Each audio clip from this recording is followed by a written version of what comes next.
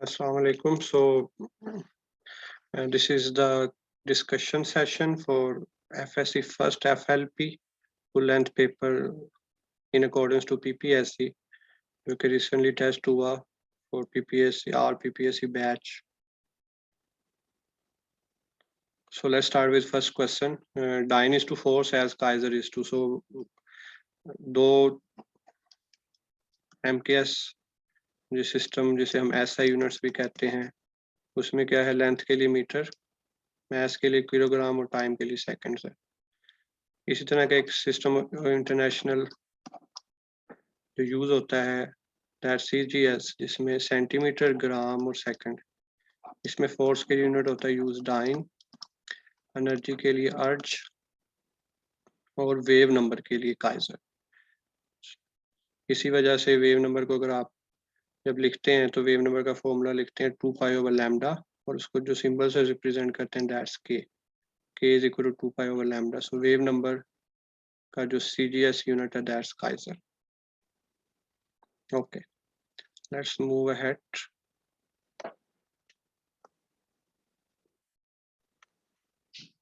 Question 2, dimensionless quantity out of the following।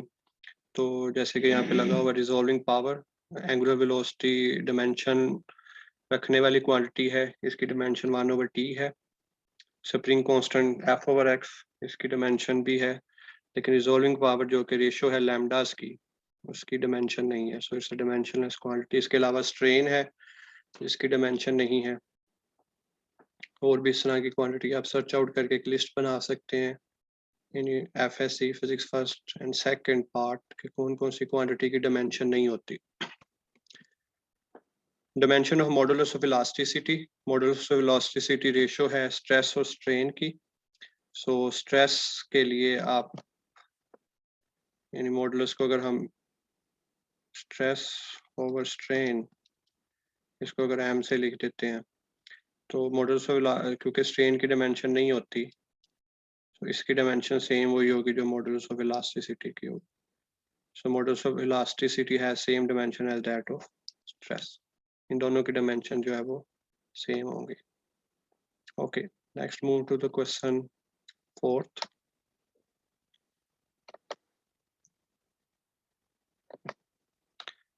A circle has how many radians and sphere has how many steradians? So radian क्या है? The angle made at the center of a circle by an arc whose length is equal to the radius of a circle.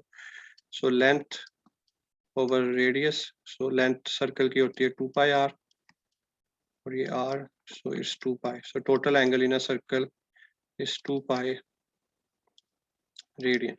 अब अगर हम steradian की बात करें, यानी इसको हम थीटा, इसको थीटा प्राइम, वैसे इसके लिए हम डिफरेंट सिंबल यूज करते हैं। सो इसकी जो रेशियो है वो एरिया और r स्क्वायर की होती है। Steradian made at the centre of sphere by an area whose equal to square of radius. So area आपके पास स्फीयर का है 4πr स्क्वायर, इससे कैंसिल हो गया, so it's 4π। So 4π and 2π. So circle has 2π and this has 4π. So ये आपका answer होगा C. So this is how one can make for a full circle. अब अगर यहाँ पे सेमी सर्कल हो तो जारी बात है ये चीज हाफ हो जाएगी। So be careful about the statement. बाद का स्टेटमेंट में ही कंफ्यूज किया जा रहा होता है इन चीज़ों, सिंपल चीज़ों को। Okay, next move on to the question 5. A solid angle subtended at the center of a sphere is 3 steradian by an area of 300 centimeter square. What is the diameter of sphere? अभी हमने recently formula लिखा, दोबारा लिखते हैं। Solid angle is equal to area over r square.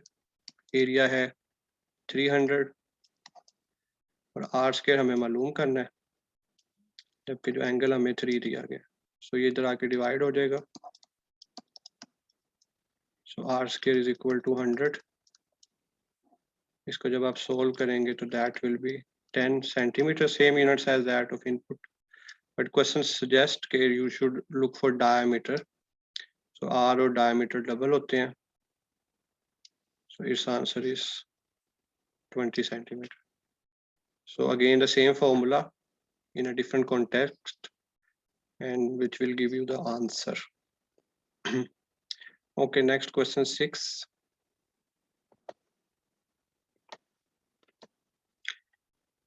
An experiment is performed to determine the value of G repeated for 5 times. 9.71, 9.81, 9.89, 9.79 and 9.86.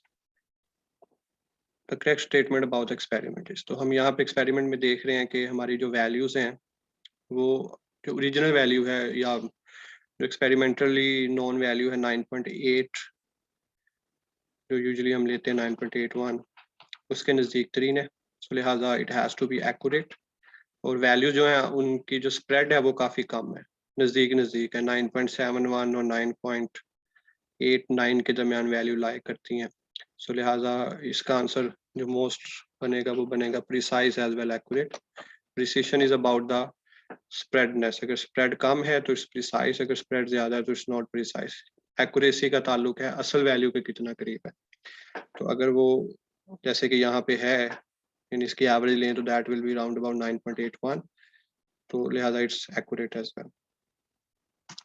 Mass of the object is 8% uncertainty and momentum supplied is 8% uncertain. Total percentage uncertainty in kinetic energies. तो kinetic energy और momentum का जो relation है p square over 2 है, तो यहाँ पे p है आपके पास 8% और स्केयर करेंगे तो इसको 2 से मल्टीप्लाई और आपके पास mass के लिए आ जाएगा 8%, तो इट्स 16 प्लस 8 क्योंकि अनसर्टेनिटी हमेशा ऐड होगी तो इट्स 24%. सो इसका आंसर जो बनेगा वो आपका सी बनेगा 24%.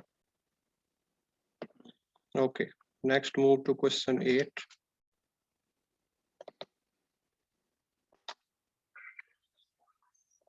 Okay, question 8. The time taken by light for one astronomical unit is approximately. Astronomical unit से क्या मुराद है? Astronomical unit is almost approximate distance from sun to earth. तो astronomical unit से मुराद वो टाइम है जो कि लाइट अर्थ से सन के लिए कवर करती है और वो 8 मिनट सम सेकंड है टू बी प्रिसाइज, लेकिन यहाँ पे मेंशन है कि we can be some approximate, तो लिहाजा ये 8 मिनट इसका आंसर बने. 1.3 second is for moon and earth. ये FSC की बुक में करेक्शन है तो ये आप कर सकते हैं. Okay, next is question 9. Dimension analysis does not give us information about. Dimension analysis क्या है? जिसमें आप क्वालिटी यूज करते हुए काफी इंफॉर्मेशन गैदर आप कर सकते हैं, यूनिट डिराइव कर सकते हैं, होमोजेनिटी चेक कर सकते हैं, लेकिन क्या नहीं कर सकते, आप शेप के बारे में नहीं बता सकते क्योंकि शेप क्या है आपको वो लेंथ इज लेंथ, वो रेडियस भी होगा तो लेंथ होगी, डायमीटर भी होगा तो लेंथ होगी और सिंपल लेंथ भी लेंथ होगी. इसी तरह एक फिजिकल क्वांटिटी स्केलर है या वेक्टर है ये भी नहीं पता लगेगा.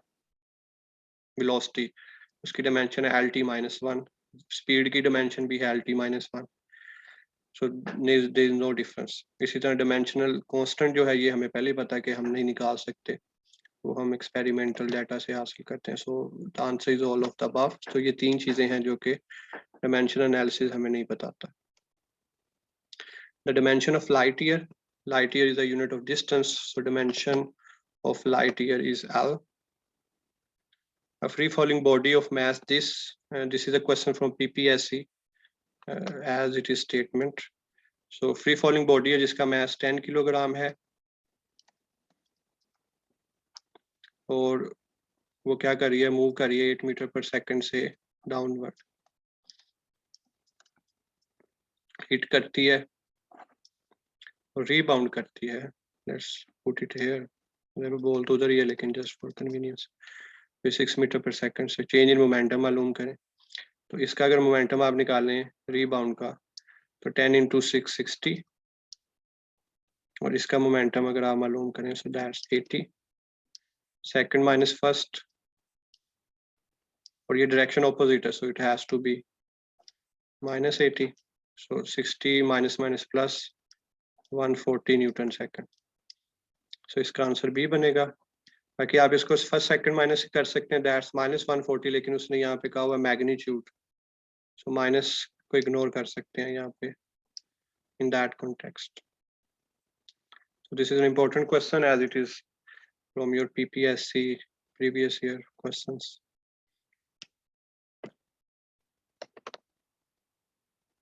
Okay, let's move to question 12.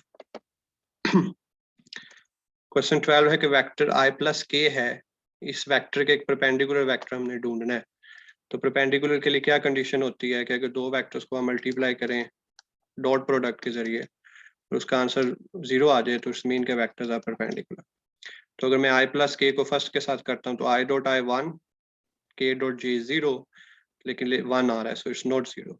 इसी तरह सेकंड के लिए भी 0 नहीं आएगा, लेकिन अगर आप थर्ड के लिए करें i plus k comma k minus i, so i को i के साथ करेंगे तो -1 और k को k के साथ करेंगे +1, तो -1 + 1 0, सो लिहाजा C is a correct answer.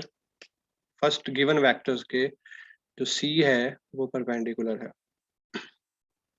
इसके अलावा क्या परपेंडिकुलर हो सकता है? J, जस्ट J, यानी i प्लस k को अगर आप J के साथ करें तो इसका आंसर भी 0 आएगा।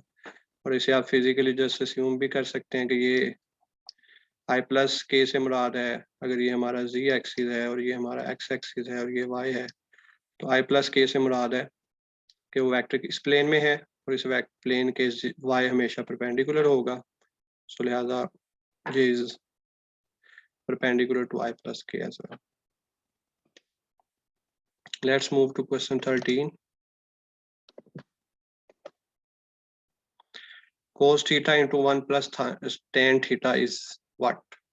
So इसको हम देख लेते हैं, इसकी हम मैग्नीट्यूड ले लेते हैं। तो cos थीटा आ जाएगा cos के थीटा 1 प्लस tan के थीटा, मल्टीप्लाई करके भी कर सकते हैं, वैसे भी कर सकते हैं। तो 1 प्लस tan के थीटा होता है secant के थीटा, secant के थीटा इंटू cos के theta is 1 under root is 1, so it is equal to 1. So magnitude of a vector, if it is equal to 1, this is an example of a unit vector. So इसका answer होगा unit vector. ये question इस तरह भी पूछा जा सकता है कि cos theta i plus sin theta j, इसके बारे में आप क्या कहेंगे? तो ये भी यूनिट वेक्टर है क्योंकि इसकी मैग्नीट्यूड भी cos के थीटा प्लस sin के theta whole under root is 1. So this is another trigonometric function which is basically a unit vector. Okay, let's move to question 14. Two forces of unequal magnitude makes an angle of 180 degree with each other and you need to figure out their resultant. तो जो general formula है already been shared के a square plus b square plus 2ab cos theta for any two vectors having any angle between them, और आपने resultant मालूम करना है तो आप इस फॉर्मूले से कर सकते हैं। एंड स्पेशल केसेस क्या, जैसे यहाँ पे है कि 180 डिग्री है तो cos 180 आपको क्या देगा -1, और ये फॉर्मूला बन जाएगा r is equal to a minus b, also known as r mean. So यहाँ पे अगर आपके पास दो फोर्सेज हैं अनइक्वल मैग्नीट्यूड की, तो इसके लिए क्या होगा? Difference of the magnitude of the individual forces, so ये आपका आंसर बनेगा बी। इसी तरह अगर आपके पास यहाँ पे cos 0 होता तो फिर आपके पास ये आ जाना था प्लस, क्योंकि a प्लस बी का स्केयर का फॉर्मूला बनना था, और ये आ जाना था r मैक्स। और अगर इस तरह को 90 होता तो ये होना था r is equal to a square plus B square which is a formula for rectangular components, जो कि हम FSC की बुक में पढ़ते हैं। The last thing from here कि जो आपकी वैल्यू है रिजल्टेंट की वो हमेशा r मीन और r मैक्स के दरमियान होती है। So if they give you some magnitude of two vectors and they say कि प्रेडिक्ट करेंगे कौन सी रिजल्टेंट की वैल्यू हो सकती है, तो वो इस रेंज में होगी, इससे बाहर नहीं हो सकती। तो from here one can predict I think. Okay, let's move to question 15. A car in equilibrium may not have, a car equilibrium में है, इसमें से क्या नहीं हो सकता? वेलोसिटी हो सकती है अगर बॉडी डायनामिक इक्विलिब्रियम में और यूनिफॉर्म वेलोसिटी से मूव कर रही है, so it can be in equilibrium and it can have velocity, it can have kinetic energy, it cannot have an acceleration. Accelerated body जो है वो इक्विलिब्रियम में नहीं होंगी, क्योंकि एक्सेलरेशन का मतलब है कि वो यूनिफॉर्म वेलोसिटी से नहीं बल्कि नॉन यूनिफॉर्म वेलोसिटी से मूव कर रही है. According to second condition of equilibrium, for a system to be in rotational equilibrium, the torque acting on it must balance. This is true only if the torque are taken about the center of mass of the system. क्योंकि centre of mass ही वो point होता है जिसपे तमाम forces act कर रही होती हैं. तो अगर सेंटर ऑफ मास पे टॉर्क बैलेंस कर रहा है तो फिर आपका वो इक्विलिब्रियम में होगा, अदरवाइज नहीं होगा. A force 40 Newton acting on a particle of mass 6 kilogram towards north, and a force of 30 Newton is acting on another particle of mass 4 kilogram towards east. The acceleration of the center of mass of two particle system is. तो इसमें आपने acceleration मालूम कर लें पहले, या acceleration के term में ले लें कि देखें 40 न्यूटन है टुवर्ड्स नॉर्थ, तो इसको मैं आई ले लेता हूँ लेट्स सपोज, और दूसरा है आपके पास 30 न्यूटन टुवर्ड्स ईस्ट, तो उसको हम क्योंकि उसके परपेंडिकुलर है तो उसको जे ले लेते हैं फॉर कन्वीनियंस, और हम दोनों का सम कर लें मैसेज का 4 + 6 10. ये आपके पास फोर्स है, सॉरी फोर्स को डिवाइड कर दिया m से, सो इट्स a, क्योंकि a इज इक्वल टू होता है F/m. तो ये आपकी फोर्सेस हैं और नीचे आपका सम ऑफ मैसेज है, तो आपके पास आ जाएगा 4 + 3j. अब इसके आप मालूम कर लें मैग्नीट्यूड, क्योंकि हमें एक्सेलरेशन चाहिए. तो फर्स्ट 6 + 9, 16 + 9 is 25 which is 5. तो आपका जो आंसर आएगा वो 5 मीटर पर सेकंड बनेगा. सो सेंटर ऑफ मास के लिए हम ने जस्ट मेजर चीज इसमें यही है कि क्योंकि नॉर्थ और ईस्ट की बात की गई है तो जस्ट आप उसे एक्स और वाई कंसीडर कर लें, और वो परपेंडिकुलर हैं तो वो unit vectors, perpendicular unit vectors के तौर पे यूज होंगे. एंगल होता तो that would have been a different story. Okay, let's move to question 18. Which of the following is a scalar quantity? So angular velocity हमें पता है कि जो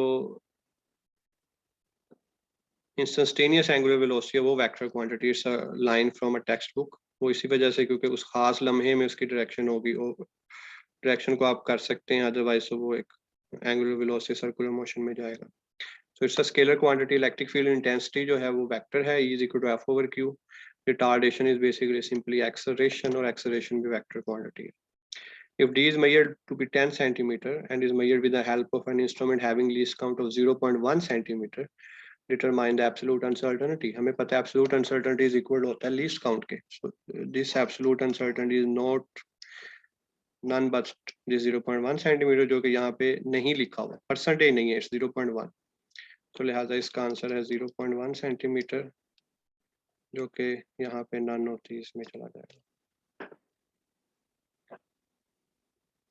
Okay, question 20.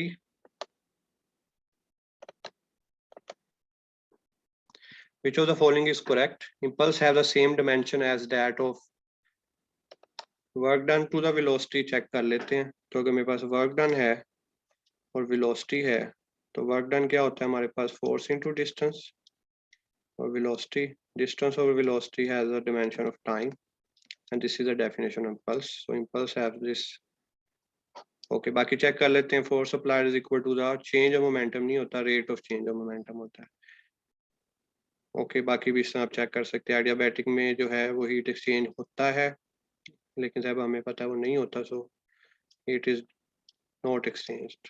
अगर ये ठीक होता तो. Dimensional analysis help in deriving the formulas including trigonometric functions. Dimension analysis से आप फॉर्मूला डिराइव कर सकते हैं, लेकिन ट्रिग्नोमेट्रिक फंक्शन वाले नहीं, यानी sine theta x = x0 omega sine theta, ये वाला आप वहां से नहीं डिराइव कर सकते, क्योंकि ये भी बेसिकली कांस्टेंट्स ही हैं.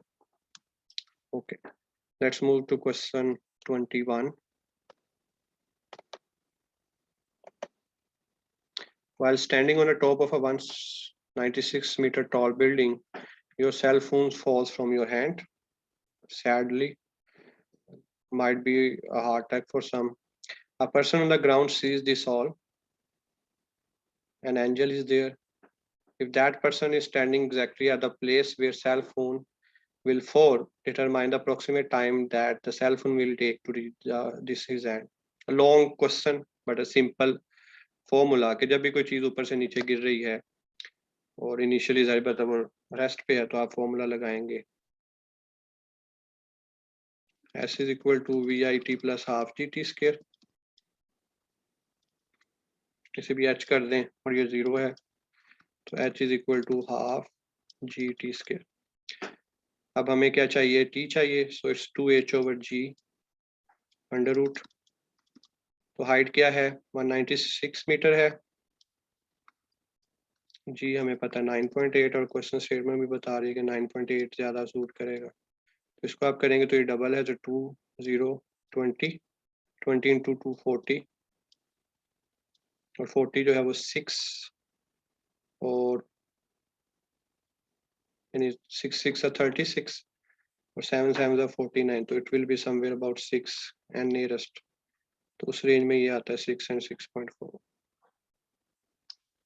क्योंकि बीपीएससी में कैलकुलेटर अलाउ नहीं होगा सो लिहाजा वो कुछ रेंज भी दे सकता है जस्ट टू मेक श्योर कि आप उस प्रॉब्लम में ना कहीं स्टक हो जाए.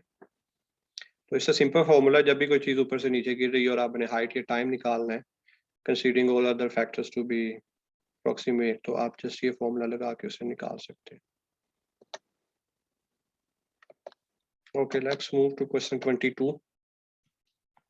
A football is kicked with an angle of theta with respect to horizontal. The acceleration projectile is at the highest point is. ये question पहले भी कई दफा repeat हुआ है. तो acceleration जो है वो highest point पे 9.8 होगा और उसकी direction downward होगी. It will not be 0. दो velocity 0 at the highest point. लेकिन acceleration की जो definition है that's difference of the change in velocity with respect to time. So ये टाइम रेट ऑफ वेलोसिटी के इक्वल नहीं होगा 0 नहीं होगा बोथ नहीं होगा बल्कि नन ऑफ दीज होगा और नन ऑफ दीज में आएगा 9.8 मीटर पर सेकंड स्क्वायर और जो डायरेक्शन है वो डाउनवर्ड है. ये ए लेवल के पेपर से क्वेश्चन है.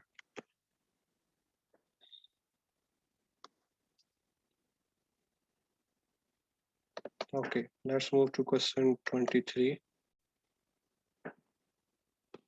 What is the shape of the velocity time graph for a constant acceleration. So हम क्या करते हैं velocity time graph बना लेते हैं.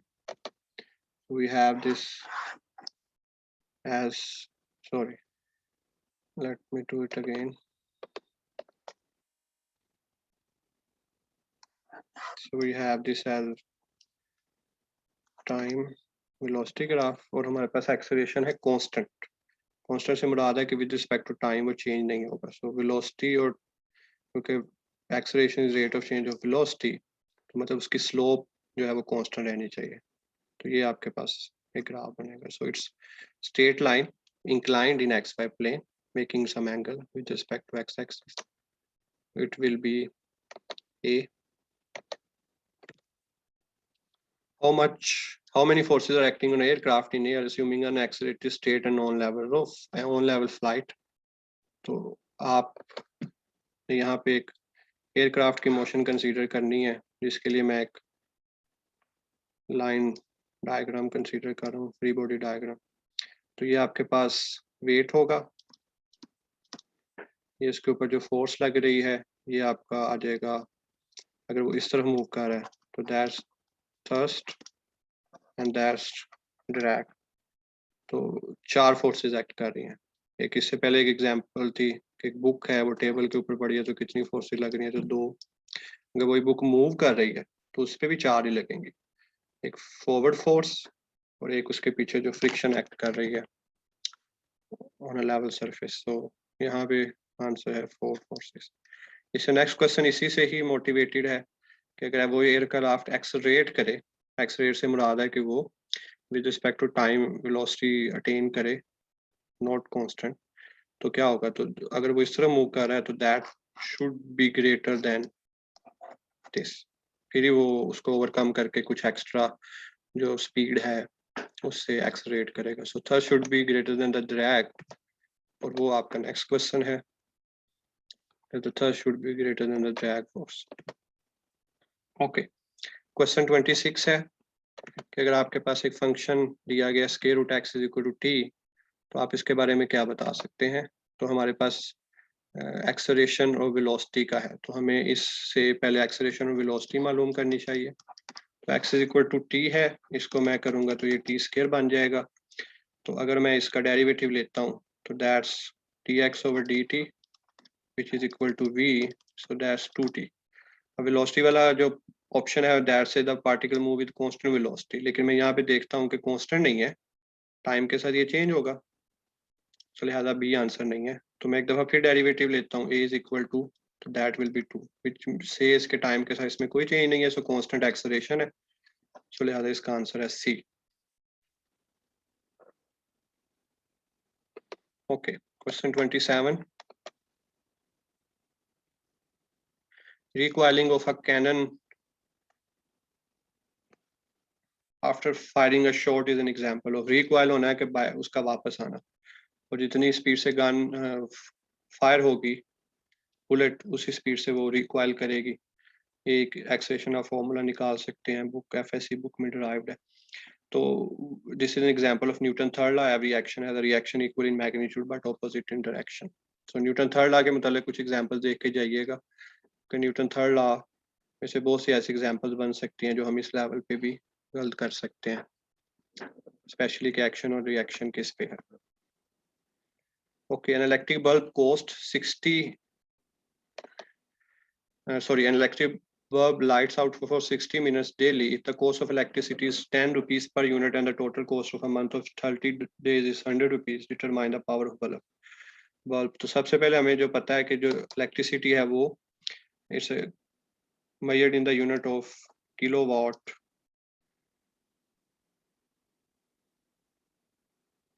it's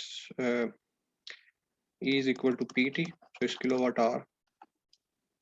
ये पीपीएससी का एमसीक्यूज है कि kilowatt hour is the unit of energy, ये आप यहाँ से फिर मोटिवेटेड है, लेकिन यहाँ पे हमारा काम कुछ और है। सो इट्स बेसिकली एनर्जी हमें यानी किलोवाट आवर में दी गई है, जो कि उसने लिखा हुआ है कि 60 मिनट डेली है, वहाँ से आप मालूम कर सकते हैं। तो जैसे इसमें अगर आप वैल्यू दर्ज करें, टाइम है टोटल 60 मिनट डेली है, मुझे आर में चाहिए, so it's mean 1 hour per day, और मंथ के लिए हो जाएंगे ये 30 आवर्स। पावर का मैंने वैल्यू निकालनी है, तो मुझे एनर्जी चाहिए। अब एनर्जी क्या है, किलोवाट आवर, आवर है जहरी बात है पर आवर, और 30 डेज के लिए 100 रुपीज़ है, और एक यूनिट की कॉस्ट है 10 रुपीज़। तो यहाँ से आप गैस कर सकते हैं विदाउट सॉल्विंग 10 यूनिट कंज्यूम हुए होंगे, फिर ही बिल जो है वो 100 रुपीज़ आ रहा है। तो एनर्जी जो है वो आपकी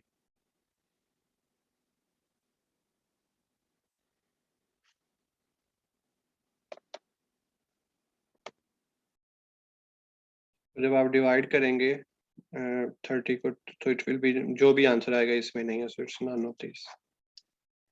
सो ये क्वेश्चन अदर वे अराउंड भी पूछा जा सकता है कि वो आपको पावर दे दे, टाइम दे दे और आपसे एनर्जी पूछ ले या बिल पूछ ले, तो जस्ट आप जो भी यूनिट्स होंगे उसको उसकी प्राइस से मल्टीप्लाई कर देंगे। जैसे यहाँ पे 10 रुपीज़ पर यूनिट है, और मेन चीज़ यही है कि जो यूनिट है कि इतने यूनिट कंज्यूम हुए हैं वो बेसिकली किलोवाट आवर के यूनिट में होता है, क्योंकि यूजुअली हम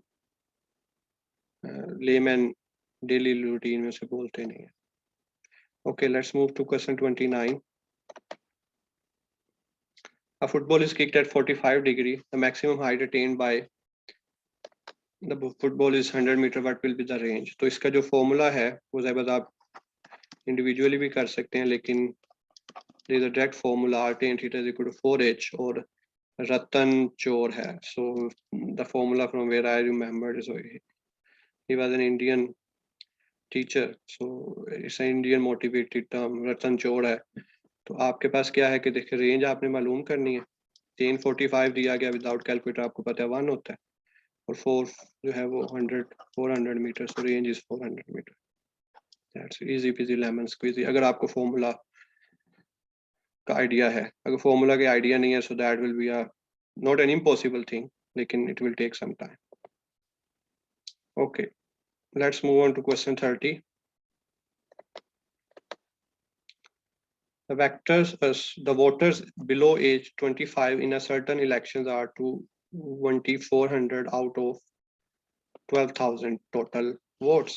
अगर हमने इसे पाई चार्ट पे शो करना है, pie chart is basically this thing, और ये सर्कुलर मोशन के साथ हम क्योंकि सर्कल है तो उससे कंपेयर कर सकते हैं. तो वो कह रहा है एंगुलर डिस्प्लेसमेंट क्या होगा अगर उसको हम एंगुलर डिस्प्लेसमेंट की शक्ल में देखना चाहें कि वो कितना डिस्टेंस कवर करेगा. तो देखिए 2400 है और टोटल है 12,000. सो 2400 को अगर मैं 12,000 से डिवाइड करूं तो ये बन जाएगा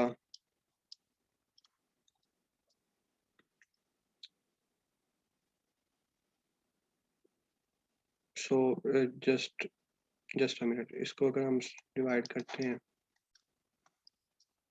या अदर वे राउंड कि हम 12,000 को 2400 से कर लेते हैं इजी वे, तो इससे कट जाएगा, ये आ जाएगा. तो इट विल बी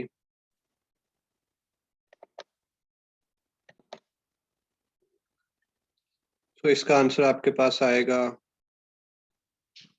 12 ones 2, और इसको अगर आप सोल्व करेंगे इट विल बी 5. तो अब जो टोटल सर्कल में एंगल होता है वो 360 डिग्री.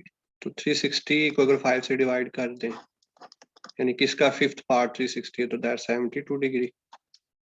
तो इससे आप इसे निकाल सकते हैं. अदर वे राउंड आप उसको उससे डिवाइड करके उसका पार्ट लेके उससे भी कर सकते हैं, तो फिर भी सेम आंसर आएगा. सो it will cover 72 degree on a pie chart for voters below age 25. Okay, let's move to question 31. An object is at infinite height with respect to earth. तो एब्सोल्यूट पोटेंशियल एनर्जी क्या होगी? So absolute potential energy का formula है हमारे पास V is equal to -1/r something जो भी है. सो फिलहाल हमारा ताल्लुक इसके साथ है कि r के बढ़ने से u कम होगा और इन्फिनिट पे अगर मैं दर्ज करता हूँ तो that will be 0. So first it's fine कि absolute potential energy of the object is 0 at infinity, अगर infinity reference point है जो कि बुक में मेंशन है. अच्छा, दूसरा भी इसमें है कि इसमें ये इनफिनाइट होगी, इनफिनाइट से इनफिनाइट पे आपकी पोटेंशियल एनर्जी मैक्सिमम होगी. तो अगर हम देखें यहाँ पे आंसर 0 है और उससे मैं नीचे वैल्यू देखूँ तो सारी नेगेटिव है इस नेगेटिव की वजह से. तो लिहाजा इस पे आपका आंसर मैक्सिमम भी होगा. अब इस पे हम ये डिस्कस कर सकते हैं कि लेट्स सपोज मैं कंसीडर करता हूँ रेफरेंस पॉइंट बदल लेता हूँ. रेफरेंस पॉइंट मैं अर्थ की सरफेस ले लेता हूँ. यहाँ पे एब्सोल्यूट पोटेंशियल एनर्जी को हम 0 ले लेते हैं. तो फिर भी कैसे होगा? तो जाहिर बात है फिर अब इधर 0 है, यहाँ पे वैल्यूज प्लस है, +1 +2 +3. तो जो इन्फिनाइट पे जाएंगे तो वैल्यू बढ़ती रहेगी. तो मैक्सिमम हाइट पे आपकी जो एब्सोल्यूट पोटेंशियल एनर्जी वो मैक्सिमम होगी. So it maximum at infinite. आप रेफरेंस पॉइंट चाहे इन्फिनाइट को ले लें, उस केस में 0 ऊपर होगा, सारी नीचे नेगेटिव वैल्यू होंगी. अगर आप सरफेस लेंगे तो वहां पे फिर 0 होगा, ऊपर सारी पॉजिटिव वैल्यू हो जाएंगी. सो इसका आंसर हो जाएगा both A and B.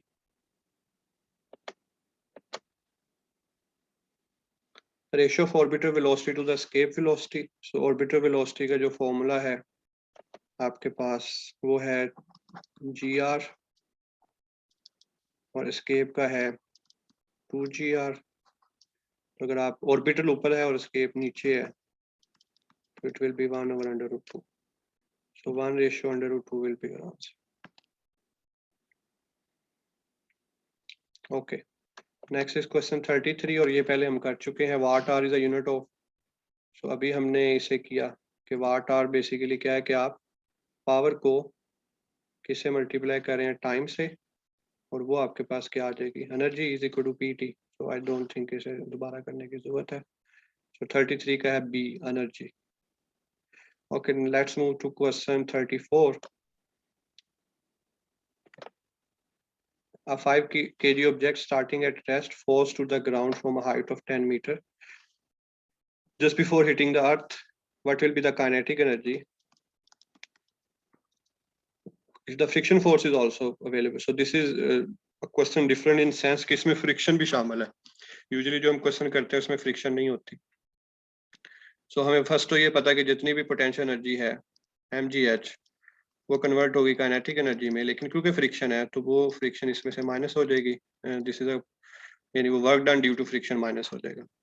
So mass है हमारे पास 5, 9.8 minus friction force है 10 और इसको हम 8 से मल्टीप्लाई कर देते हैं और इट्स 1 और इसको हम 10 से मल्टीप्लाई कर देते हैं क्योंकि फ्रिक्शन फोर्स 1 न्यूटन है. मैंने बेसिकली h कॉमन ले लिया. 549 माइनस 1 48 इंटू 10 480 जॉल.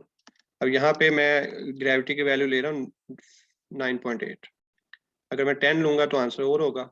सो लिहाजा हमने 9.8 ही लेना है अनलेस स्टेटेड. यहाँ पे अगर लिखा हो take g is equal to 10 फिर हम लेंगे, otherwise 9.8 is understood unless mentioned.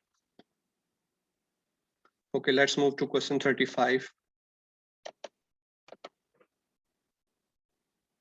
The escape velocity for sun will be of course greater than that of earth क्योंकि हमें पता है कि escape velocity for mass के साथ directly link करती है और sun का mass earth से ज्यादा तो escape velocity भी ज्यादा होगी.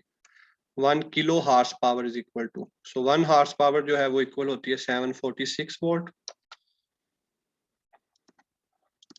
लेकिन यहाँ पे है 1 किलो तो यहाँ पे 1 किलो है तो यहाँ पे या तो 3 zeros आ जाएंगे या किलो आ जाएगा. तो यहाँ पे किलो है so it will B kilo volt. लिहाजा ये आपके पास बन जाएगा बी. अब अगर इसी क्वेश्चन को मैं 1 हॉर्स पावर के ले लूँ और उसका यूनिट किलो में चला जाए, सॉरी 1 हॉर्स पावर के लिए लूँ तो वो हो जाएगा 746 वोल्ट. ओके. क्वेश्चन 37 है. The biggest unit of energy is kilowatt hour, whereas the smallest unit of energy is electron volt. तो ये इसका अगर मुकाबला देखें अर्ज के साथ है, अर्ज ज़ाहिर बाय किलोवाट आवर से छोटा है और ग्राम कैलोरी जो है वो इलेक्ट्रॉन वोल्ट से बड़ा है.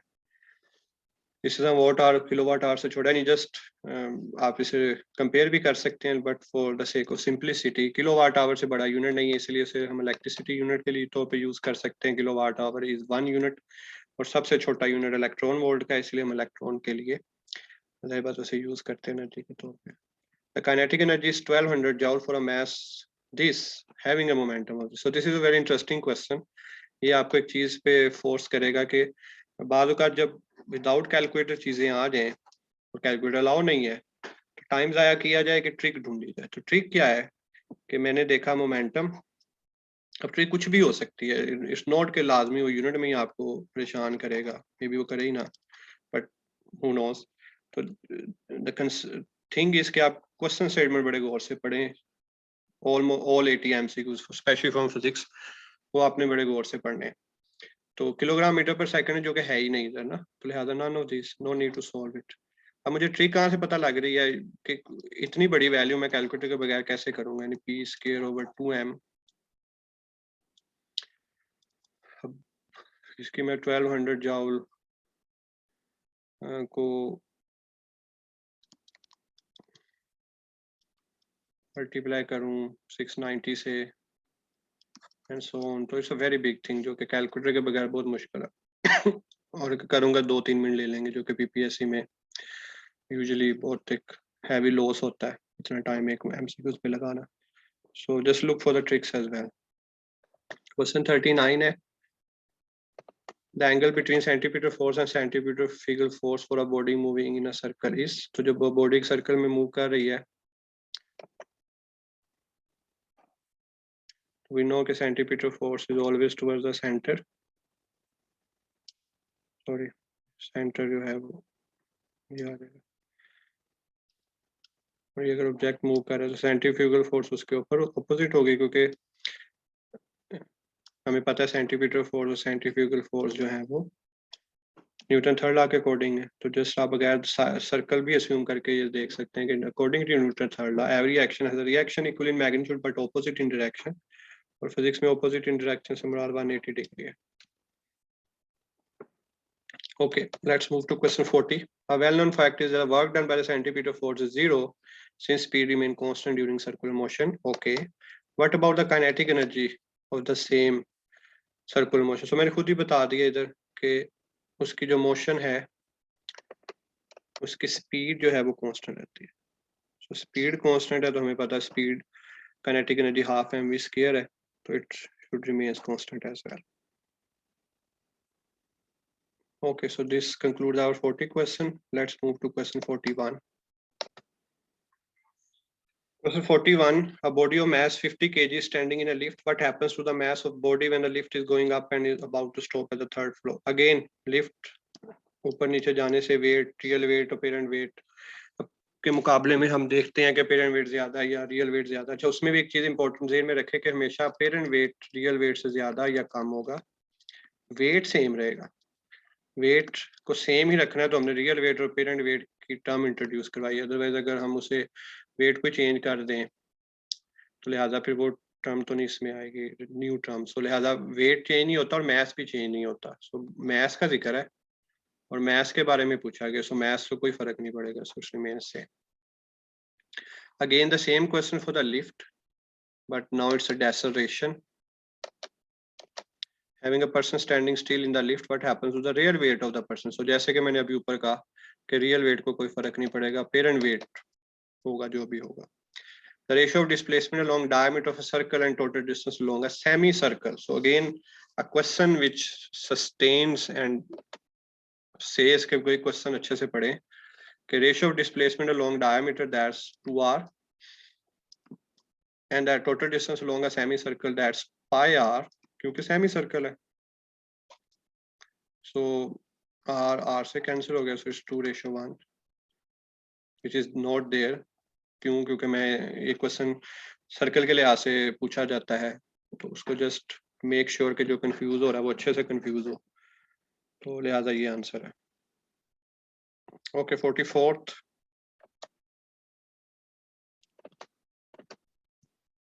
a horizontal pipe narrows from a diameter of 1 centimeter to 0.5 centimetre. तो आपका जो पाइप है वो नैरो कर रहा है 1 से आधा, यानी हाफ हो रहा है, एक साइड से वाइडर है एक साइड से नैरो है।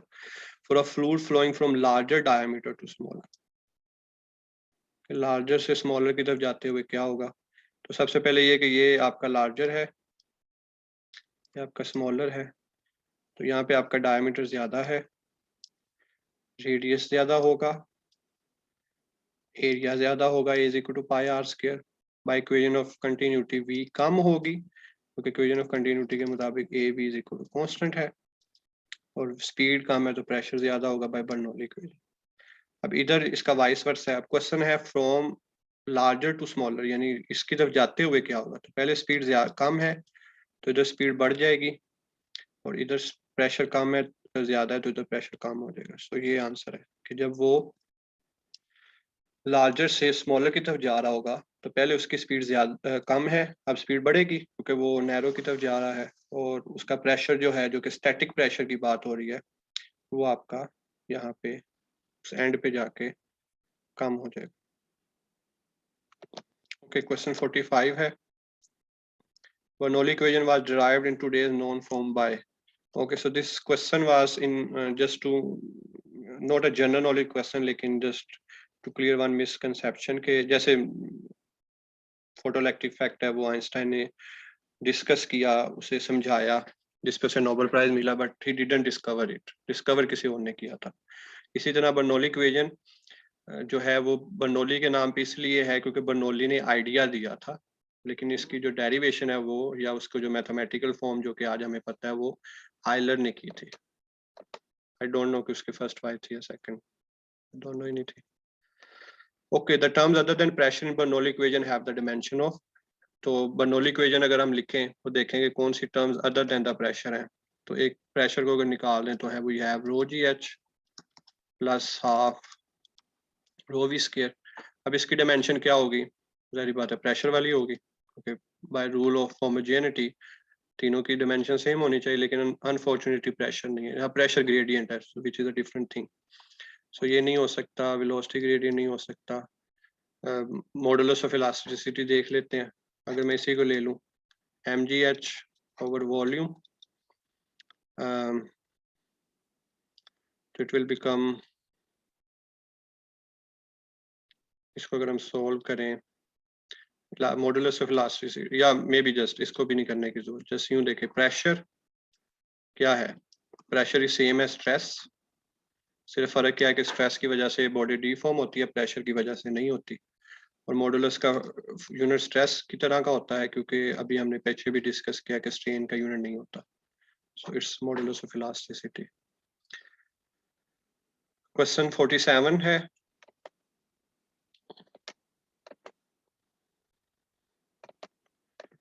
Temperature of a gas increases for 10 to 20, double हो गया, what happens to the viscosity.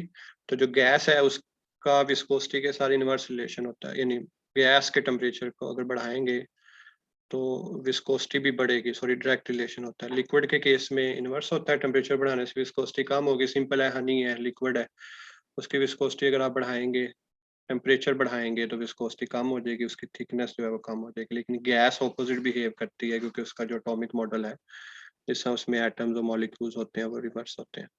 सो जब आप इस टेम्परेचर बढ़ाते हैं तो उसकी विस्कोसिटी बढ़ जाती है। Terminal velocity does not depend upon, ये भी पीपीएससी का क्वेश्चन है लास्ट ईयर से, तो ये एरिया पे डिपेंड करती है, आप फॉर्मूले से भी देख सकते हैं। सो फॉर्मूला है Vt is equal to 2g r square rho over 9 eta, तो ये r स्क्वायर बेसिकली एरिया को कोरिस्पोंड कर रहा है। इसके अलावा उसके ऊपर जो फॉर्मूला है वो है Vt is equal to mg over 6 pi eta r, तो ये मैथ्स पे भी डिपेंड कर रहा है। यहाँ पे कहीं टाइम का जिक्र नहीं है, और वैसे भी देखा जाए तो टाइम पे कोई इफेक्ट नहीं है, तो इस फॉलोइंग टाइम जिस पे इफेक्ट नहीं, डिपेंड नहीं करता। इंपॉर्टेंट क्वेश्चन पीपीएससी में आ चुका है। देयर इज अनदर क्वेश्चन जो कि पीपीएससी 2020 में भी आया और 2022 में भी आया, and very simple question, Bernoulli equation is the manifestation of law of conservation of energy, a simple question FSc level as it is line from textbook. Okay, moment of inertia of dash will be used for studying earth. I'm on question 50, halfway around. Dash will be used when studying earth's orbital angular momentum. तो हम अगर अर्थ के orbital angular momentum को देखना तो हम देखेंगे कि ऑर्बिट से क्या मुराद है कि ये मोशन, तो ये किसकी शक्ल के हैं, ये हूप की शक्ल को कोरिस्पोंड करता है। इस आंसर विल बी हूप और ring. Okay, now there is a race. Question 51.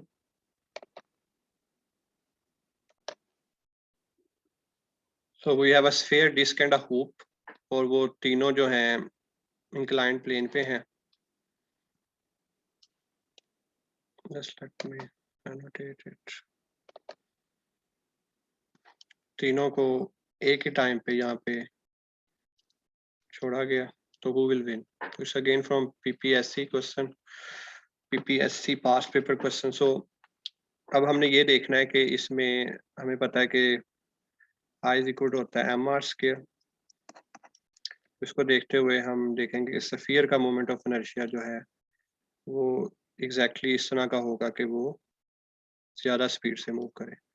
तो ज़्यादा स्पीड से मूव करने का मतलब है कि वो पहले पहुंचेगा। So sphere will reach first, disc and hoop will follow it accordingly. Okay, question 52 है from chapter 7 FSC. The time period of a pendulum is 1 second at an angle of 1 degree. If the angle is double, what happens to the period? So अगर मैं formula देखूं period का, T is equal to 2 pi m over k for mass spring system, and T is equal, sorry, it's for time pendulum, so it's L over G. So इसमें कहीं angular की term नहीं है, और वैसे भी अगर हम फिजिक्स बेसिक भी देखें तो हमें पता है कि उस पर एम्पलीट्यूड पे कोई इफेक्ट नहीं होता, क्योंकि एंगल डबल करने का मतलब है कि एम्पलीट्यूड बढ़ा रहे हैं। तो अगर पहले टाइम पीरियड 1 सेकंड है तो अभी 1 सेकंड होगा, कंसीडरिंग कि वो एंगल को ज़्यादा फर्क ना हो, क्योंकि सिंपल पेंडुलम की डेफिनेशन के लिए भी खास एंगल, और वो है कि वो एंगल स्मॉल हो। उससे ज़्यादा होगा एक ख़ास रेंज से तो वो सिंपल पेंडुलम नहीं रहेगा। Okay, a tunnel has been dug through the center of the earth and a ball is released in it. The ball will, what will the ball do? अब हमें पता है कि जो ग्रेविटी है वो अर्थ की सरफेस से ऊपर जाने पे कम होती है और अर्थ के सेंटर की तरफ जाते हुए इंक्रीज होती है। यहाँ पे हम यानी it's proportional to 1/r² and it's proportional to r। इसकी एक डेरिवेशन है जो कि डिस्कस हो चुकी है। तो अगर हम यहाँ से बॉल फेंकते हैं तो क्या होगा? तो जब बॉल नीचे जाएगी और यहाँ पे g0 है तो यहाँ पे आके वो ज़ाहिर बात उससे आगे नहीं क्योंकि ग्रेविटी 0 है। अब जब इधर है ऊपर ग्रेविटी ज़्यादा है तो ऊपर से ट्रैक्शन होगी, सो लिहाजा what will do, it will oscillate. In fact इसकी फ्रीक्वेंसी भी मौजूद है, मैथमेटिकली फाइंड आउट की गई है कि अगर ऐसा हो जाए, जो कि वेरी इम्पॉसिबल कह सकते हैं क्योंकि there is lava and plasma और टेम्परेचर, तो एक बॉल के लिए सस्टेन करना इन एनवायरनमेंट में बहुत मुश्किल होगा। लेकिन but for the sake of supposition, let's consider it happens, तो क्या होगा? It will perform simple harmonic motion.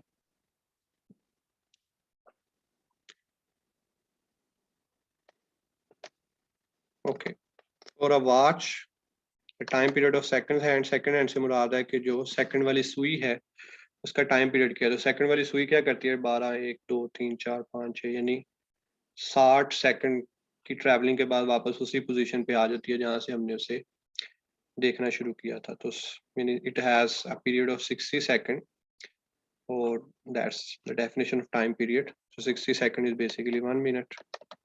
तो 1 मिनट के बाद वो अपनी पोजीशन पे आ जाती है। The force of gravity above the surface is proportional to, ये भी हमने डिस्कस किया कि इज प्रोपोर्शनल टू 1/r², और नीचे जब आएगी inside the earth is proportional to r।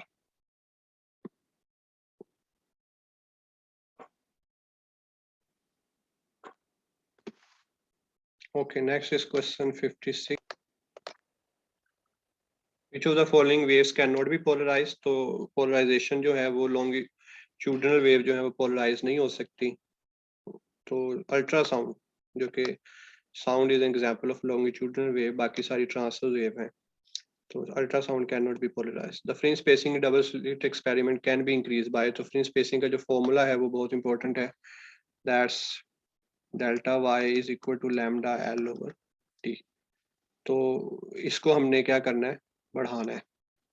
तो उसके लिए क्या हो सकता है कि हम सेपरेशन ऑफ स्लिट्स यानी ये डी है इसको कम करें, लेकिन यहाँ पे लिखा हुआ इंक्रीज, तो ये नहीं हो सकता। Decreasing the distance between the slit and screen, इसको अगर बढ़ाना है तो इसको बढ़ाना चाहिए, लेकिन वो कह रहा है कि डिक्रीज, सो ये भी नहीं हो सकता। Using monochromatic light of shorter wavelength, तो ये भी इसके डायरेक्टली प्रोपोर्शनल है, तो अगर शॉर्ट यूज करेंगे ये तो कम होगी, तो ये भी नहीं हो सकता। so इसका आंसर है none of this. A general question in a sense. Red shift से क्या मुराद है? यानी जब कोई भी प्लैनेट जमीन से दूर जा रहा है और हम उसे टेलीस्कोप से देखें तो it will give us a red shift. तो इससे मुराद है कि वो एब्जॉर्ब करेगा तमाम लाइट्स और बाकी तमाम को वो स्कैटर कर देगा।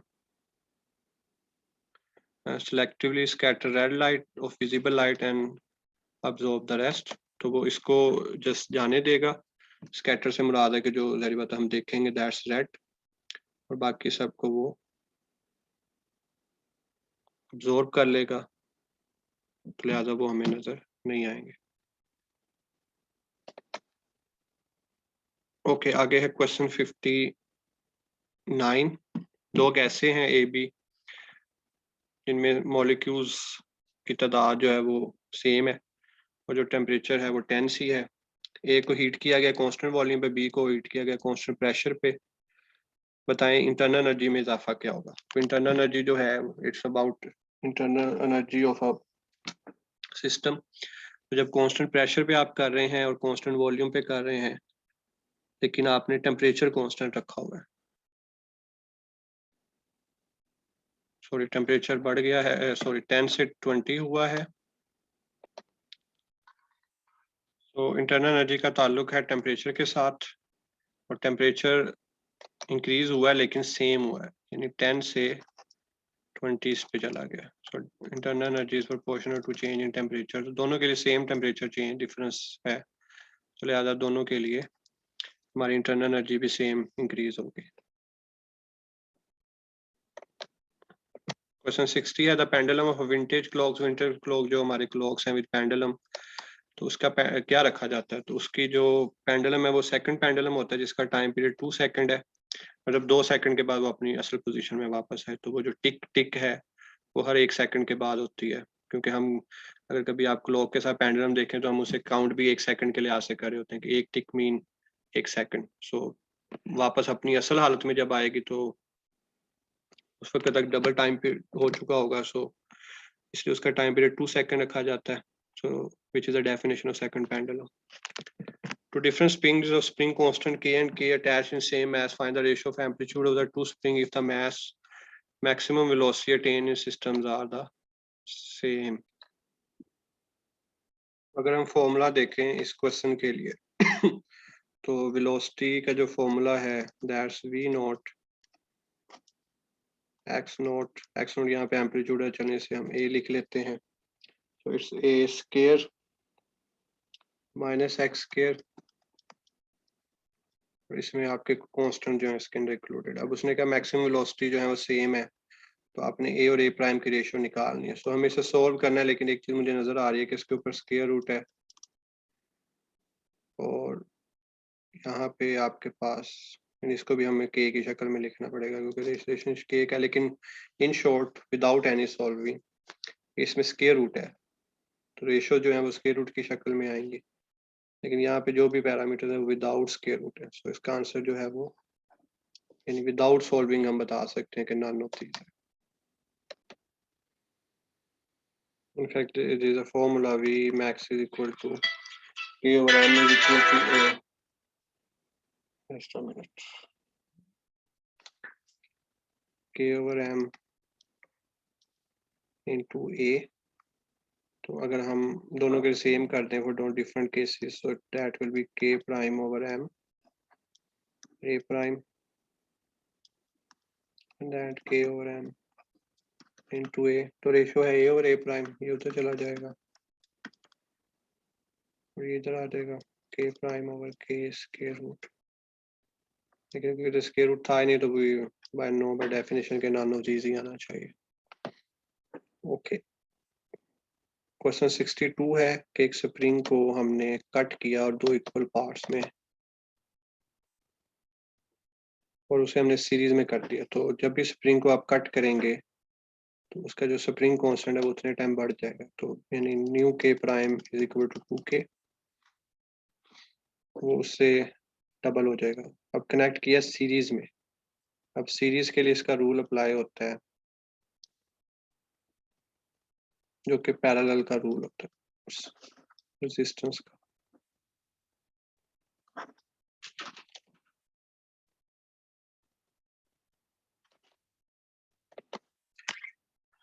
वो रूल क्या है कि आप उसको 1/2K या मे बी जस्ट सिंपली के डायरेक्ट भी कर सकते हैं R1 R2 over R1 plus R2। तो इसका आप एलसीएम लेंगे तो दैट विल बी 2 1/K, जिसको आप रिवर्स करेंगे तो that will B K।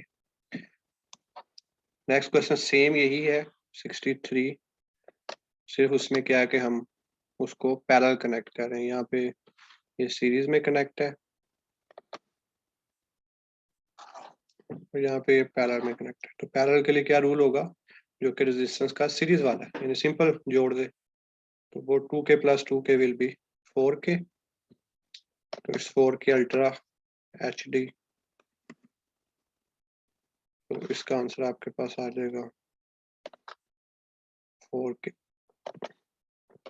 A simple pendulum of length 160 meter oscillates with an angular amplitude of this. Find the angular frequency when the bob is in the momentary rest. Take G is equal to, अब देखें यहाँ पे mention है कि G की value 10 ले, so we have to take for simplicity. So हमने पूछा उसने कि एंगुलर फ्रीक्वेंसी एंगुलर फ्रीक्वेंसी का फॉर्मूला होता है जी ओवर एल अंडर रूट। तो जी है 10, लेंथ है आपके पास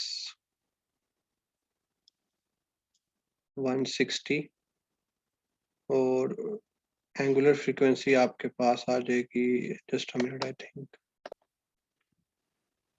so it's 1 over 16, 1 over 16 under root 1 over 4, that 0.25, जो कि यहाँ पे नहीं है, so it's none of this। तो जो ये आपका था रेडियन एंगुलर डिस्प्लेसमेंट, इसका कोई ताल्लुक ही नहीं है क्योंकि उसमें हमारा उससे पैरामीटर रिलेट नहीं करता, so it's just a distractor। Question 65 है,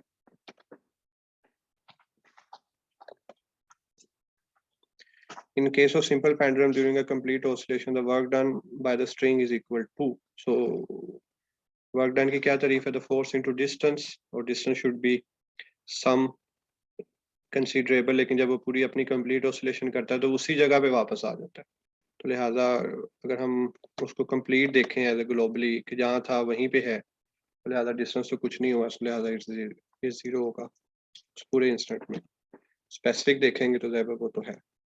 If a body moving in a simple pendulum, simple harmonic motion makes 40 complete oscillations in 10 seconds, what is the angular frequency? So we need angular frequency which is 2 pi f। f क्या होता है, frequency number of waves per second, तो यहाँ पे 40 waves हैं 10 seconds में, तो it will be 4 wave per second, मतलब 4 इसकी frequency है, तो it's 8 pi। Okay, next question 67 है, when a body moves in an undamped simple harmonic motion, कि उस पर कोई damping नहीं है, the following set of physical quantities remains constant। तो कौन कौन से physical इसमें पैरामीटर्स हैं जो कि चेंज नहीं होते? तो by law of conservation of energy, energy has to be there, total energy and total energy। Amplitude क्योंकि अनडैम्प्ड है तो डैम्पिंग नहीं है तो एम्पलीट्यूड सेम रहेगा। अब हमने देखना है कि एक्सलेरेशन या एंगुलर फ्रीक्वेंसी, तो एक्सलेरेशन का फॉर्मूला हमें पता है माइनस ओमेगा स्क्वायर एक्स है, तो हर डिस्टेंस के साथ एक्सलेरेशन चेंज होगा, तो लिहाजा ये नहीं है, ये नहीं है। एंगुलर फ्रीक्वेंसी है 2 पाई एफ, क्योंकि अनडैम्प्ड है तो फ्रीक्वेंसी फिक्स होगी, तो लिहाजा एंगुलर फ्रीक्वेंसी भी फिक्स है, तो इसका आंसर सी है। क्वेश्चन 68 है, in SHM the velocity of the particle is maximum at, maximum कब होगी, जब वो मीन पोजीशन पे होगा। बाय फॉर्मूला भी देख सकते हैं और बाय एनर्जी भी देख सकते हैं, क्योंकि मैं मीन पोजीशन पे काइनेटिक एनर्जी मैक्सिमम होती है। In a close pipe the fundamental frequency is 20 hertz, what is a second overtone. तो फर्स्ट हमें ये है कि सेकंड ओवरटोन से क्या मुराद है, सेकंड ओवरटोन से मुराद है थर्ड हार्मोनिक। पहली चीज ये कि हमें थर्ड हार्मोनिक को देखना है, तो थर्ड हार्मोनिक होता है F3, और F3 होता है क्योंकि ये केस क्लोज पाइप का है तो वो होगा 135, यानी पहला है 1 पे, फिर 3 पे, क्योंकि सिर्फ ओड हार्मोनिक्स होते हैं तो 5F, तो 5 को आप जब ऑब्जर्व करेंगे तो इट्स 50 हर्ट्ज। और यही केस है जब आप करेंगे क्लोज पाइप की बजाय ओपन पाइप के लिए सेम क्वेश्चन, तो थर्ड हार्मोनिक तब क्या होगा, तब हमारा थर्ड हार्मोनिक होगा F3। सेम क्वेश्चन है, सिर्फ फर्क क्या है कि अब हमें ओपन पाइप है, तो ओपन पाइप में जो थर्ड हार्मोनिक है वो 3F ही होगा, क्योंकि उसमें तमाम मोड्स मौजूद होते हैं। सो 3 into F will be 30 hertz, तो इस केस में आपके पास आंसर 30 हर्ट्ज वाला। Okay, let's move on to question 71। The speed of sound is greater in solids due to, तो speed of sound का जो formula that's v is equal to e over rho। e है elasticity, रो है density, और इसका relation देखें तो ये इनवर्स है, तो डेंसिटी ज्यादा होने से तो स्पीड कम होनी चाहिए, लेकिन यहाँ पे ग्रेटर की बात हो रही है, तो वैसे भी इलास्टिसिटी जो है वो सॉलिड की काफ़ी ज़्यादा होती है, डोमिनेटिंग होती है, डेंसिटी भी ज़्यादा है लेकिन वो डोमिनेटिंग इफेक्ट आपके पास आएगा इलास्टिसिटी का, जिसकी वजह से स्पीड ज्यादा होगी। द डिस्टेंस बिटवीन टू, जो क्वेश्चन नेक्स्ट है 72, the distance between two consecutive nodes is equivalent to. तो पहले हम दो नोड्स के दरमियान डिस्टेंस देख लेते हैं कि हमारे पास एक स्टेशनरी वेव है,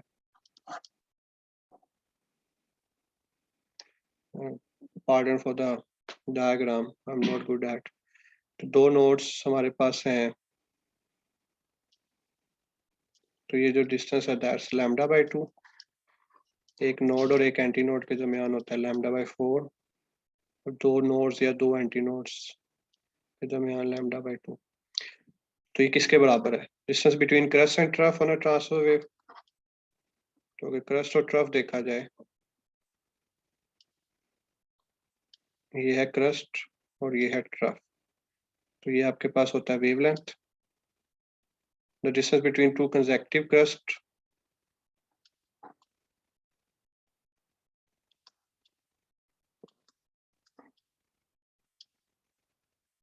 सॉरी ये है लैम्डा बाई 2, दो कंसेक्यूटिव क्रस्ट के दरमियान होगा lambda. Just let me raise it, not looking good.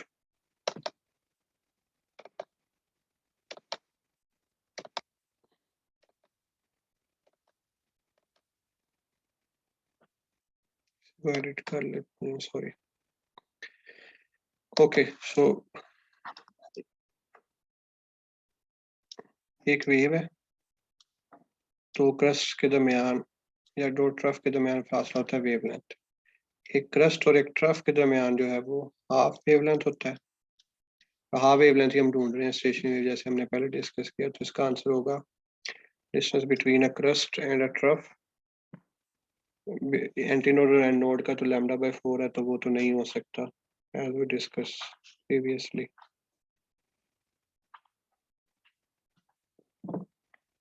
Okay, आगे है क्वेश्चन 73।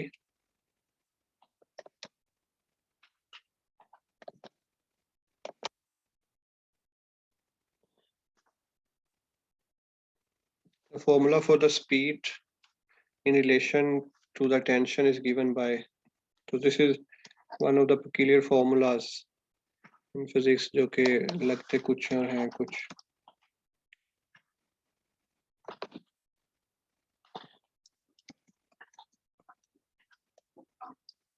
तो इसमें वो कह रहा है कि डायमेंशन ऑफ मास क्या है, तो ये मास नहीं है, basically mass per unit length. तो इसकी डायमेंशन हो जाएगी m ओवर l। बाकी आप इसकी डेरिवेशन में भी जा सकते हैं। वेलोसिटी का यूनिट है मीटर पर सेकंड, इट्स किलोग्राम मीटर पर सेकंड स्क्वायर, इट्स किलोग्राम। तो अगर आप इसको कर दें तो ये तो डिमेंशनली इनकरेक्ट होता है। फिर बेसिकली किलोग्राम पर मीटर, या मीटर मीटर जाके मीटर स्क्वायर, तो स्क्वायर रूट लेंगे तो मीटर पर सेकंड बन जाएगा। So this is how this question pairs it out. Let's move on to question 74.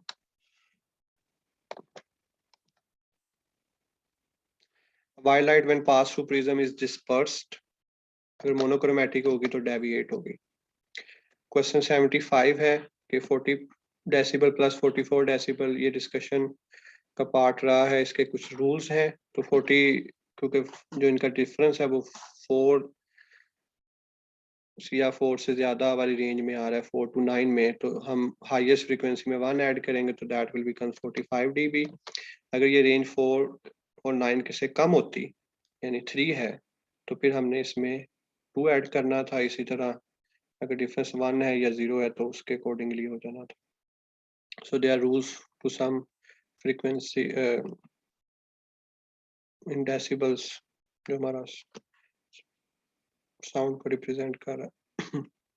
A string fixed at both ends forms standing waves with node separation of 1 centimeter. If the velocity wave traveling is 4 meter per second, then the frequency क्या होगी? तो formula है आपके पास F is equal to V over 2L, क्योंकि string का कह रहे हैं। तो V आपके पास है 4 मीटर पर सेकंड और लेंथ आपके पास है, just a minute, camera is hiding it, 10 centimeter। तो हम सेंटीमीटर को मीटर में कन्वर्ट करेंगे तो दैट विल बी 0.1, तो ये हो गया 2, ये ऊपर जाके 0.20 हो जाएगा, 20 hertz. Okay, next is 77. If the focal length of convex lens is 50 centimeter, this is from PPSC past paper. In fact, repeated question in last 2 PPSC papers. So इस focal length मालूम करनी है, और sorry power मालूम करनी है, focal length दी गई है, तो इस 1/50 सेंटीमीटर को आप मीटर में करेंगे तो ऊपर चला जाएगा, तो इस +2 diopter. Diopter is the unit of power of a lens. Next is question 78. In a young double slit experiment, the fringe spacing will be minimum. ये भी हमने फॉर्मूला किया, दोबारा देखते हैं.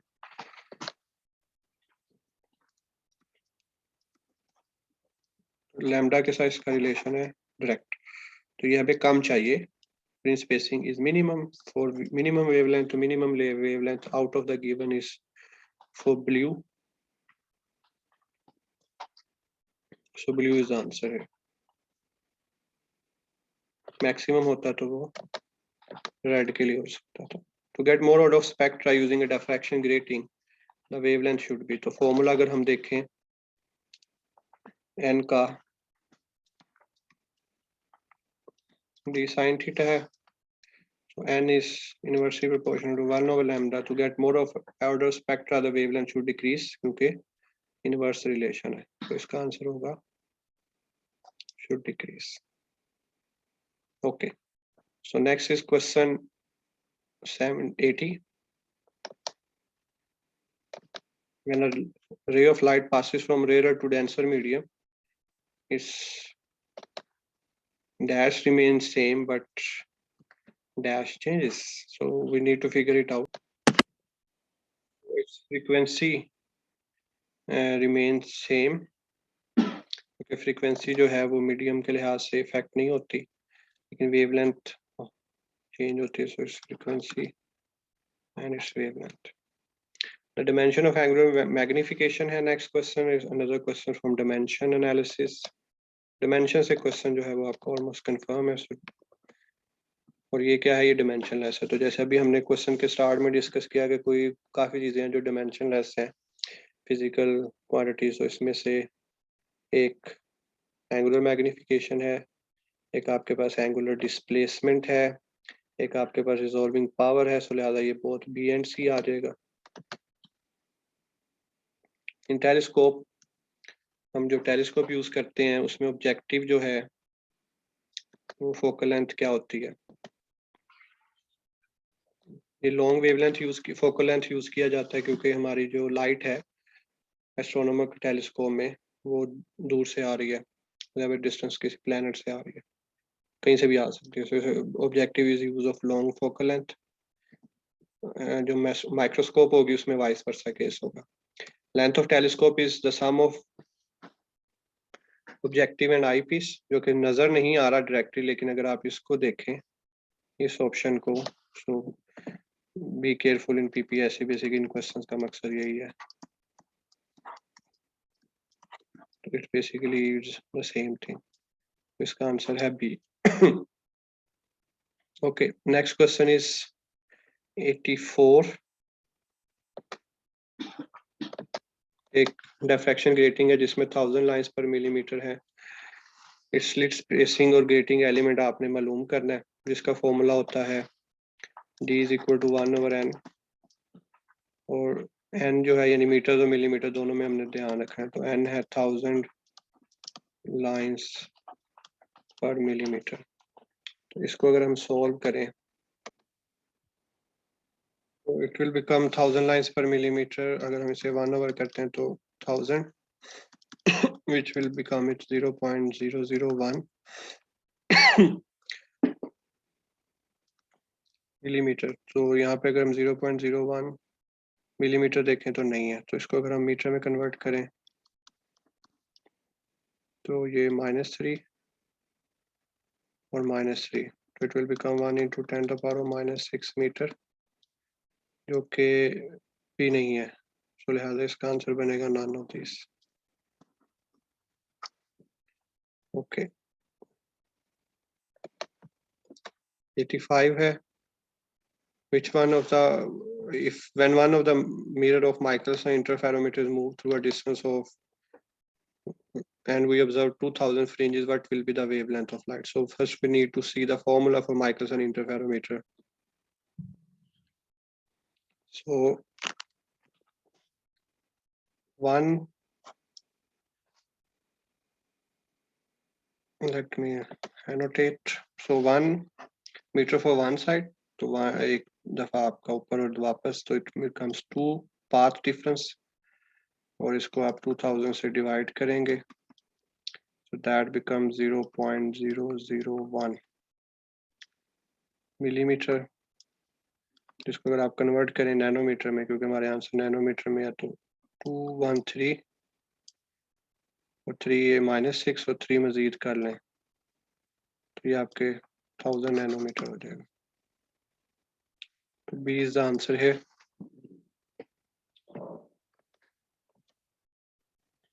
86 है, two convex lenses of focal length are placed in a contact, what is the resultant focal length of the combination? तो जो resultant focal length है यहाँ पे आपका हाफ वाला फॉर्मूला अप्लाई होगा, सो जो रिजल्टेंट है उसकी फोकल लेंथ हाफ हो जाएगी for the case of convex lens of equal focal length. It means कि velocity of a gas molecule is doubled, then the pressure of the gas becomes, ये हमने formula देखना है RMS का और pressure का। बाय पास्कल लॉ प्रेशर और RMS square का डायरेक्ट प्रोपोर्शनल रिलेशन है, तो अगर velocity mean square velocity double हो रही है तो प्रेशर भी डबल होगा। The specific heat of a gas in adiabatic process is 0, क्योंकि कोई हीट इंटर और लीव नहीं कर रही, Q 0 है तो change in heat is 0, so dQ by dt will give you 0. In which process the PV diagram is a straight line parallel to pressure axis, तो हम इसका ड्रॉ करके देख लेते हैं। So we have this, we have a pressure volume graph and pressure is here, volume is here, तो parallel to pressure axis,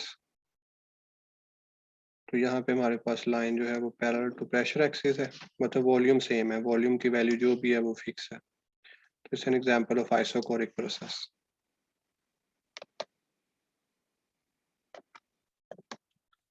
for a monatomic gas CP दिया गया है, सीवी निकालना है, तो आपको पता है CP minus CV is equal होता है आर, तो सीवी हो जाएगा CP minus R, it will be okay CP minus CV is equal to R,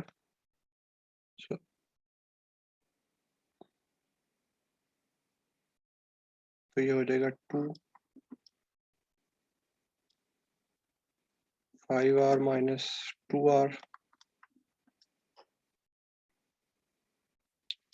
तो सीवी आ जाएगा 3R/2।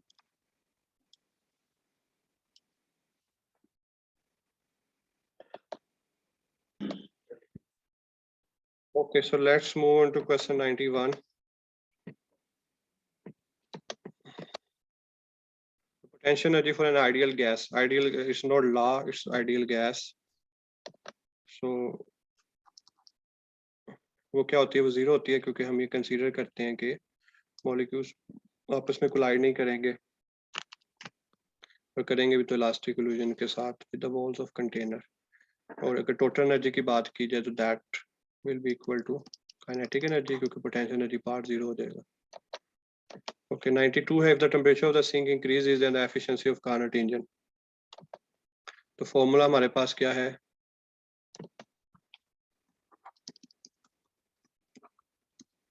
सिंक की अगर आपकी टेम्परेचर बढ़ रहा है, यानी ज़्यादा हीट जो है वो टेम्परेचर की वजह, ज़्यादा हीट ज़ाया हो रही है, टेम्परेचर आपका इंक्रीज हो रहा है, तो उसका मतलब एफिशिएंसी कम है, सो एफिशिएंसी डिक्रीज हो रही है। फॉर्मूले में भी आप देख सकते हैं कि आपका जो रिलेशन है वो इसके साथ क्या है,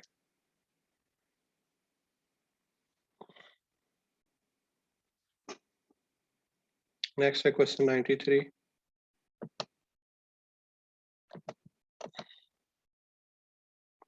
The efficiency of heat engine whose sink is 27 and the source is 3 to 7.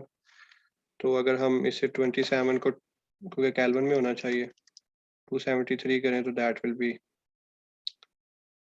400 K और ये हो जाएगा 400 plus 300. Sorry, it will be 300 or it will be 600. तो T2 over T1 will be 0.5. जब 1 minus 0.5 करेंगे तो वो 0.5 ही आएगा. जब 100 से मल्टीप्लाई करेंगे तो that will be 50%. So 50% जो है वो उसकी एफिशिएंसी होगी. और विदाउट कैलकुलेटर इसी तरह का ही आएगा, मुमकिन है क्योंकि कैलकुलेटर अलाउ नहीं है. 2020 में जब आया कैलकुलेटर अलाउ नहीं था तब भी, लेकिन तब नन ऑफ दीज का ऑप्शन नहीं था. अब नन ऑफ दीज का ऑप्शन है in most questions. So which will hard them to. तब तो था ना कि डेसिमल गैस करें, 10 की पावर गैस करें और आप आंसर लगा लें, क्योंकि एग्जैक्ट आंसर तो नहीं ला सकते. राउंड ऑफ मेथड एस्टिमेट लग सकता है, लेकिन नन ऑफ दीज में एस्टिमेट नहीं लगाया जा सकता. So hopefully they have to stick to the plan. For an ideal gas, the product of temperature and density is equal to, so we know PV is equal to nRT.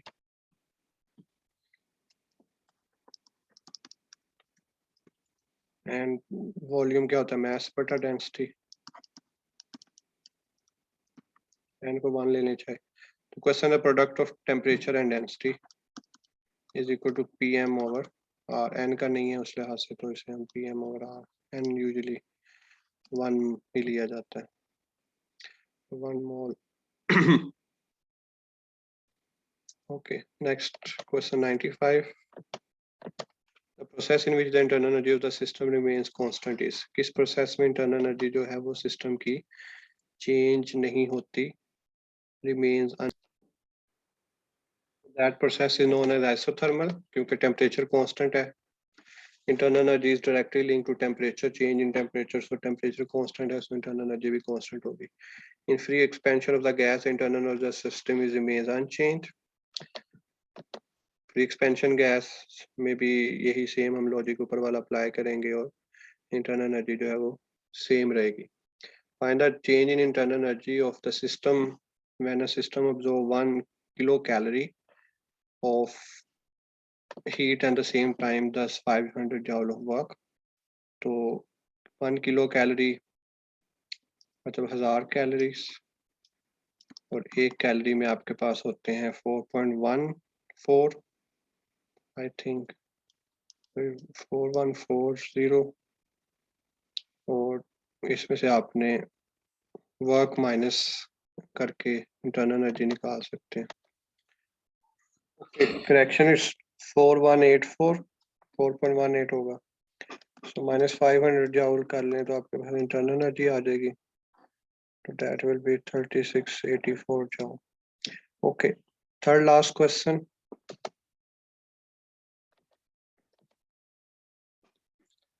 Doppler effect is independent of.